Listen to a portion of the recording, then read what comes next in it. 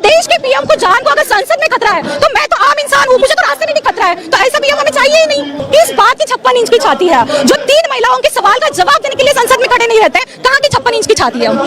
तो झुकाने वाला आया है ना, इसलिए तो वो झुक गए। राहुल जी आ गए तो मोदी जी झुक गए, सीधी सी बात है। कांग्रेस को ना दे जवाब, हमारे देश के नागरिकों को दे जवाब। आके ट्रम्प के सामने नाचे हैं, गाए हैं, तब जाके उनके बीच डील हुआ है। इट मींस इन्होंने कहीं ना कहीं कॉम्प्रोमाइज किया है, देश के पंतप्रधान की गनीमा पूरी मिट्टी में मिला दी है।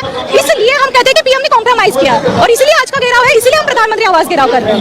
एक महिला होने के नाते कैसे देख रही हैं आपके प्रधानमंत्री? एक महिला होने के नाते इसी बात का दुख है कि आज जब मैं बाहर जाती हूँ तो हमारे देश के पीएम का नाम अगर एप्स्टीन फाइल से विकृत लोगों के साथ लिया जाता है तो हमें बहुत शर्म आ रही है और शर्म से हम झुकना नहीं चाहते हैं। कहीं ना कहीं इस चीजों को रोकना चाहिए और तभी रोका जा सकता है जिस दिन ये प्रधानमंत्री अपनी कुर्सी छोड़ेगा, जिस दिन ये प्रधानमंत्री इस्तीफा देंगे।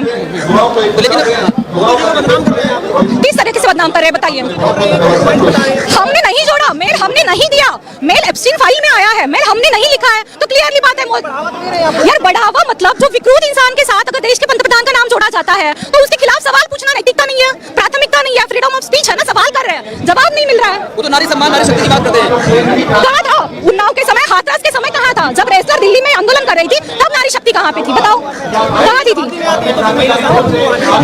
महिला सांसद सिर्फ और सिर्फ निदर्शन करने के लिए खड़ी थी और बवाल बना दिया कि देश के पंतप्रधान की जान को खतरा है। आप मुझे बताओ, अगर विरोधी पक्ष संसद में खड़े रह के सवाल पूछता है तो इसका मतलब जान लेना हमला कैसे हो सकता है? आप पुराने फुटेज निकालो, पीएम जब मनमोहन सिंह थे, नेहरू जी थे, राजीव जी थे, इंदिरा गांधी जी थे, तब विपक्ष बात रखता था, वो डट के खड़े रहते थे, बट मोदी जी कभी भी खड़े नहीं रहते हैं। इसका मतलब क्या निकाले आम जनता? मोदी डर गए? मोदी जी डर गए, वो किताब से डर गए। मोदी जी डर लगता कहीं दांत ना काट ले। किसके दांत ना काट ले? तो महिला सांसद है मोदी जी को।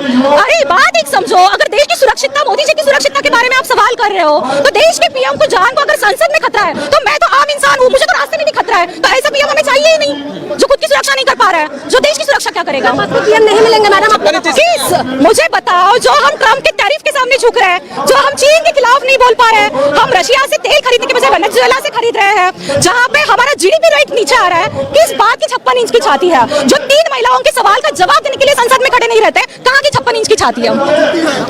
तो झुकाने वाला आया है ना, इसलिए तो वो झुक गए। राहुल जी आ गए तो मोदी जी झुक गए, सीधी सी बात है। और देखो, जो पढ़ाई लिखाई करने वाला इंसान होता है उनको किताबों से डर नहीं लगता। ये ऐसे प्रधानमंत्री है जिनकी शिक्षा ही पूरी नहीं हुई है, तो एक किताब से डर लगना फर्जी किताब है, फर्जी किताब। अरे जो देश के डिफेंस मुख्य थे मनोज नरवणे जी के बुक को आप फर्जी बोल रहे हो, तो इसका मतलब डिफेंस फर्जी है? छपने दे रही है।